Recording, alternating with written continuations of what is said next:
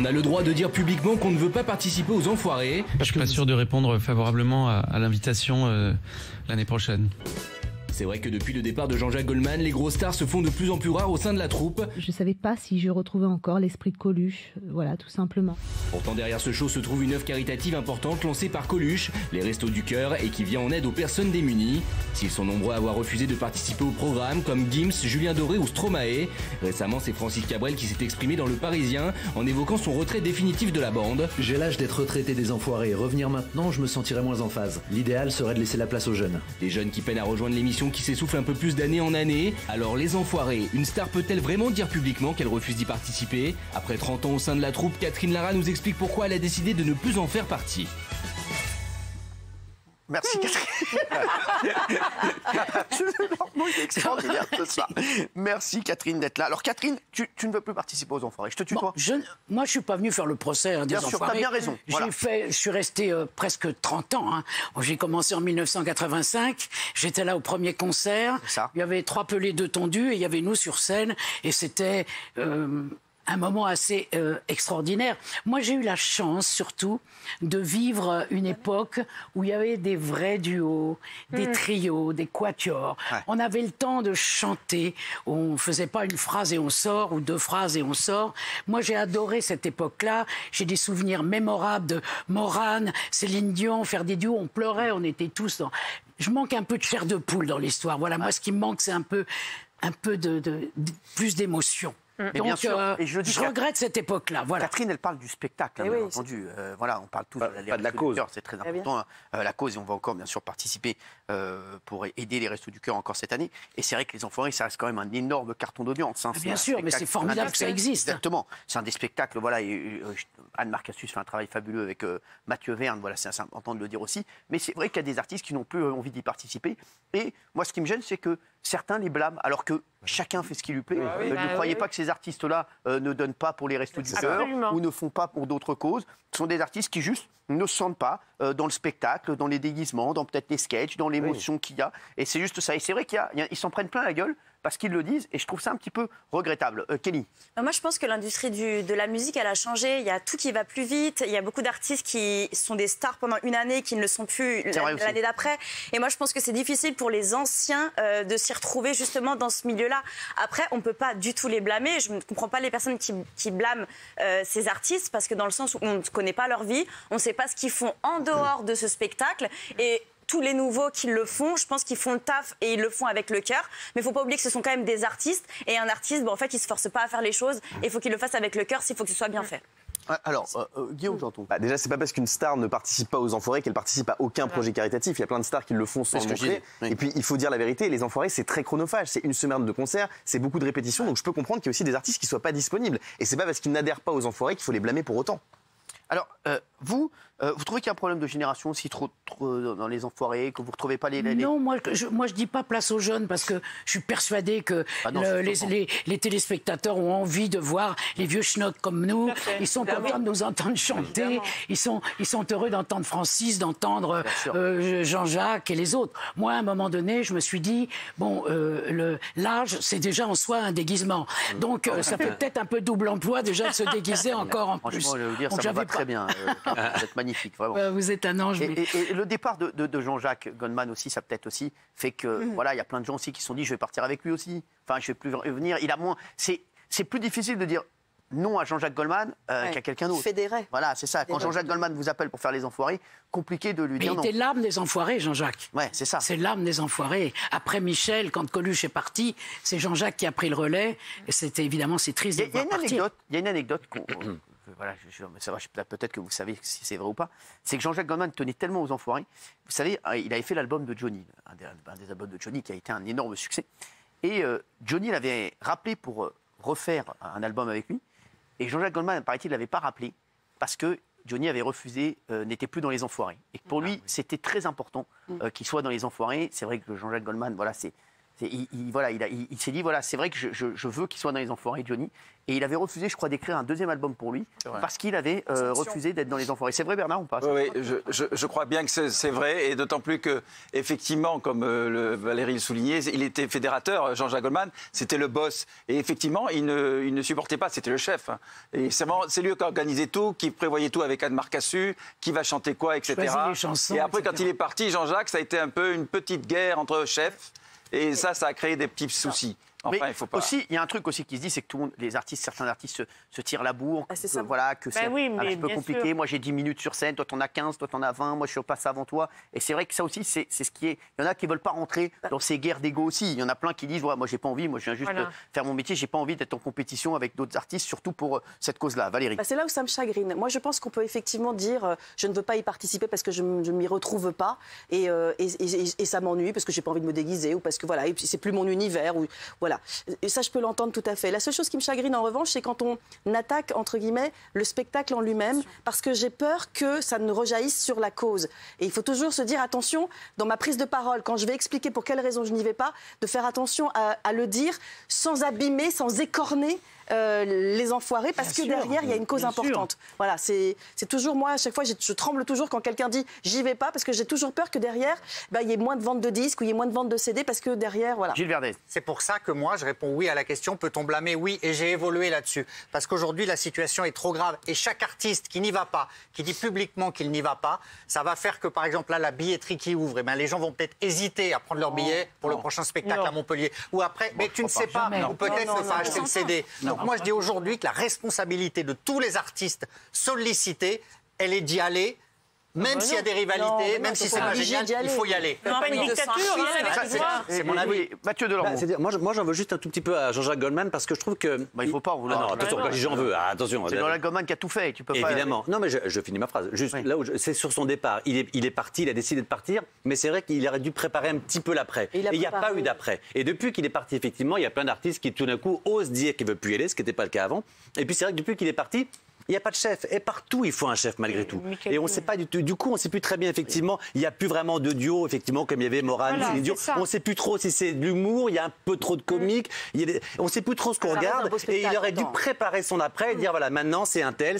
Il faut des artistes comme vous, des artistes qui ont un certain passé. Et on ne sait plus aujourd'hui qui est le boss. Et où qu'on soit, il faut un chef. On parle beaucoup de guerre dans les coulisses. C'est vrai qu'il y a des infos, oui. Mais sur les guerres dans les coulisses, oui, moi, autrefois, il y a très longtemps, déjà, quand on assistait aux répétitions, non, effectivement, il y a une bataille d'ego. Moi, je vends plus d'albums. Pourquoi? Lui, il est sur le devant de la scène plus que moi. En revanche, là, on ne cite pas le travail de Michael Youn. C'est pas un chef, mais il est un des maillons très importants là. Et en revanche, moi, évidemment qu'on a le droit de blâmer, évidemment qu'on a le droit de ne pas se sentir à l'aise. Et ce que dit Catherine Lara est très important dans les dernières études qualitatives. Le spectacle était formidable, mais les gens ont trouvé qu'on perdait un peu le côté spectacle et le côté duo, trio, et que maintenant il y avait un peu une espèce un petit peu fourre-tout qui était moins. C'est-à-dire, j'avais l'impression qu'on faisait un grand concert et maintenant c'est un divertissement avec un footballeur, avec un comique, avec. C'est autre chose, quoi. C'est devenu une espèce d'émission dans laquelle il faut être là, quoi. Pour défendre la production, c'est vrai qu'aujourd'hui, on se dit, plus on veut toucher de monde, plus on doit les taper dans des footballeurs qui sont très aimés des 7-14 ans, très populaires, etc. Donc, c'est vrai qu'ils essaient de taper un petit peu partout. Et on peut comprendre ce qu'ils disent. Plus on va avoir de stars et plus on va avoir de gens qui vont être dans les enfoirés, plus les gens vont avoir envie d'acheter le disque et peut-être de soutenir la cause. C'est ça aussi. Après, on en a toujours vendu du disque, hein, ça marche. Toujours. Parce que c'est quand même une émission magique quelque part. Comme la nuit. Oui. Merci. C'est pour moi. Merci, j'adore en plus. Mais vous avez vu, c'est le seul, on est encore. En fait, ils sont avec le bail comme tu es. C'est un peu. Oui, bonsoir. Non, mais on est en train de trouver des défauts au spectacle. Il faut quand même rappeler que ça cartonne chaque année. Ça fait 8, 9, 10 millions de téléspectateurs. Ça a déjà fait plus de 10 millions. Donc ça reste un énorme succès. Qu'il y a un chef ou pas un chef, Les Enfoirés, c'est un carton. C'est pas comme si non mais c'est vrai, c'est pas comme si les audiences avaient divisé par deux depuis que Jean-Jacques Goldman n'est plus là. Maquillez-vous la prochaine fois. Géraldine Maillet. Non mais malheureusement, c'est un spectacle formidable parce qu'effectivement, il y a encore des gens qui crèvent de faim et on a encore besoin de ce spectacle. Malheureusement. Donc, mais en revanche, moi, je suis un peu d'accord avec Valérie. Je trouve que les égos des uns et des autres, en fait, moi, je m'en fous. Ça m'importe peu de savoir qu'il y a des chamailleries. Parce que dans toute famille recomposée, finalement, il y a des jeunes, il y a des vieux, il y a des branchés, il y a des moins branchés. Ça ne me dérange pas. Et je trouve que vous, votre position est extrêmement digne, comme celle de Francis Cabrel d'ailleurs, qui désigne absolument pas la cause, qui dit juste pas du tout. Place aux jeunes. On passe ils se sentent trop vieux, Francis. Je ne me retrouve plus dans ce spectacle. Voilà. Pierre Palmade dit trop de nouvelle génération. Absolument. Mon temps. Hein. Absolument. Et vous pourriez y retourner ou pas? Oh, pourquoi pas? Je veux dire, moi, j'ai que des copains là-bas. Bien sûr. J'ai les 30 ans d'amitié. Moi, j'adorerais que vous y retourniez. Voilà, vous faites un nuit magique, franchement, avec toute une... Oui, mais alors je me déguise en moi-même, parce que je suis un déguisement. Ah oui. Et vous pourriez y retourner cette année ou pas? Non, se déguiser, c'est pas possible. Non, mais sans vous déguiser. Ah oui, sans se déguiser, oui. Juste pour un moi, le déguisement, maintenant, je dirais que je suis plus ridicule que le déguisement. Mais non, juste pour une image. Des costumes. Catherine. Donc ça veut dire que pour vous, il y a trop de déguisements, il y a trop de happening comme ça pour vous aujourd'hui. C'est pas assez spectacle en fait. Oui, mais bon. C'est toutes ces petites choses-là qui me dérangent un peu. Moi, j'ai vraiment connu une époque divine, quoi. Ça fait un peu vieux... Le combattant, mais non. Vieux con, tout court, déjà. Non, c'est pas vrai, Catherine. Non, mais c'est vrai que... je sens quand même que vous avez envie d'y retourner. Mais moi, j'aime la musique, j'aime faire de la musique, j'aime partager. Moi, j'ai fait des trios, des quatuors avec Goldman, Cabrel, Souchon. J'ai des souvenirs inoubliables, quoi. C'est gravé dans mon cœur. Moi, je verrais bien un beau quatuor comme ça sur Nuit Magique avec Catherine et tout. Ça serait pas. Ah, ben oui. On peut le faire, ça. Hein. Vous voulez le faire? On peut tout faire. Mais je vous ai dit, je suis pas venu faire un procès. Je vous ai dit, moi, c'est affectif. Voilà, je moque un peu de chair de poule. Voilà, c'est tout. Vous, Cyril, est-ce que vous aimeriez une sensation affective à Les enfoirés? Oui, est-ce que vous... Non. Alors, de toute façon, des vrais artistes, voilà, comme dit Catherine. Catherine, voilà, j'aimerais que Catherine Alors, j'ai une y question, retourne. s'il vous plaît. Pourquoi on cherche des grosses têtes dans les footballeurs, dans les chanteurs, dans les artistes? Et pourquoi Benjamin vient de me dire que les animateurs n'avaient pas le droit? Oui, c'est comme ça, c'est la règle. Je peux me permettre. Pourtant, il y a des grands animateurs. Les restos, il trouve que mon grand-père a participé au. Il y a Michel qui l'a fait, Michel Drucker. Michel Drucker, et c'est le seul. Mais c'est vrai qu'au départ, il y avait tout le monde. Il y avait Drucker, il y avait. Voilà. Et après, il y a eu une espèce de consensus. On a dit, on ne met plus l'animateur. Et je pense que c'est pour des questions d'ego des uns et des autres. Et le régler dès le départ. Mais pour répondre à la question, moi, ce qui me dérange un peu, c'est que j'ai remarqué, depuis 4-5 ans, c'est de bon ton d'aller critiquer les enfoirés. Je vous le dis, on ne peut pas critiquer les enfoirés. Quelles que soient les coulisses, quelles que soient les choses qui peuvent se dire derrière. Et oui, c'est des artistes, ils ont un ego. Et oui, il y en a un qui veut être devant, derrière. Franchement, ça n'a pas d'intérêt et on devrait arrêter de parler autour des enfoirés pour des mauvaises raisons. La seule bonne raison, c'est qu'on peut ne pas y aller parce qu'on n'a pas envie d'y aller. Et il faut absolument soutenir, c'est hyper important dans le dispositif, c'est des dizaines et des centaines de repas. Il y a quelqu'un qui me dit à la fin, merci. Et il y a Jean-Jacques Goldman qui leur disait aussi, il paraît qu'à l'époque, Jean-Jacques Goldman vous disait, il faut venir tous les jours et être là tout le temps, au répète, etc. Si vous voulez pas venir tous les jours, c'est pas la peine de venir juste pour faire la captation sur TF1. Et c'est vrai que c'est ça aussi peut-être qui a amené cette cohésion. Moi, je l'ai vécu, j'ai vu des mômes qui venaient simplement le samedi et le dimanche. Nous, on venait toute la semaine, et puis ils venaient faire une télé. On n'est pas là pour faire une télé. C'est ce que disait Jean-Jacques Goldman. On est là pour nourrir des gens qui crèvent de faim, quoi. Si vous êtes là pour faire une télé, c'est pas la peine de venir, vous pouvez retourner chez vous. Voilà, c'est pas l'émission qu'il faut faire. Mais donc, on est bien d'accord, effectivement, les captations parfois se faisaient sur différents soirs, donc c'était vraiment beaucoup de travail. Ça, les gens ne savent pas forcément quand ça passe sur TF1. Mais donc, on en revient, à ce que j'ai dit tout à l'heure. Effectivement, oui, il faut un boss qui de temps en temps dit, voilà, il faut faire ça, c'est sur plusieurs jours, il faut répéter, il faut venir. S'il n'y a personne qui a ce pouvoir pour faire ça, mais c'est pareil partout. Est-ce que Michael Youn fait ça, par exemple? Et j'ai envie de demander peut-être à quelqu'un. Il faut bien pas trop. Non, mais j'aimerais demander. Michael, il se permettrait pas, le pauvre. Il essaie déjà d'écrire les textes. Il fait déjà beaucoup de travail. Lui, il écrit les textes, il essaie de faire les sketchs, etc. Michael, je le connais. C'est pas un mec qui va se permettre de dire aux gens, tu vas venir à tel jour.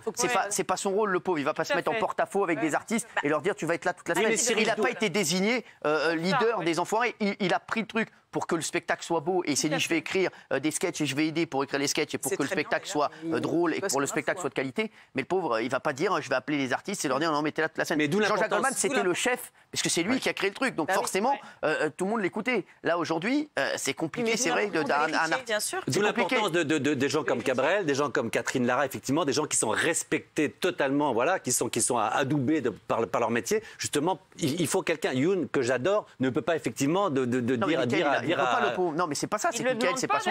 Il le demande pas. Lui, il est juste là pour écrire les sketchs, pour faire un beau spectacle. Mais c'est vrai que c'est compliqué. Jean-Jacques, c'est lui qui a créé le truc, donc il faudrait quelqu'un qui soit là depuis le début. Catherine. À la limite, voilà, quelqu'un qui reviendrait. Non, mais c'est vrai.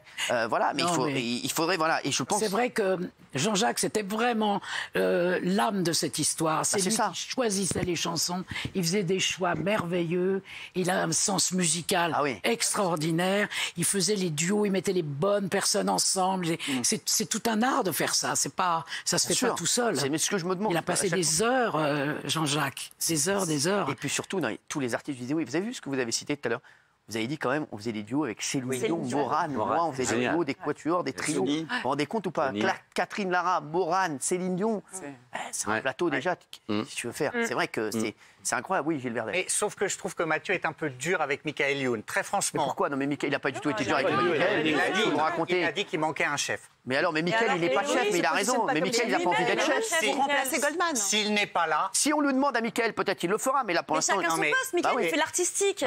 C'est quoi le rapport? Je voulais juste finir ma phrase. Non, mais. S'il n'était pas là. Vous voyez des histoires quand il n'y en a pas? Oui. Justement, il n'y a pas d'histoire. Je dis s'il n'était pas là. Vous voulez dire quelque chose de sympa? Oui, ça change. Voilà. S'il n'était pas là, c'est le ciment. Peut-être que c'est pas le chef, mais c'est le ciment. S'il n'était pas là aujourd'hui, je me demande même si les enfoirés continueraient de se réunir en aussi grand nombre. Il manque la truelle.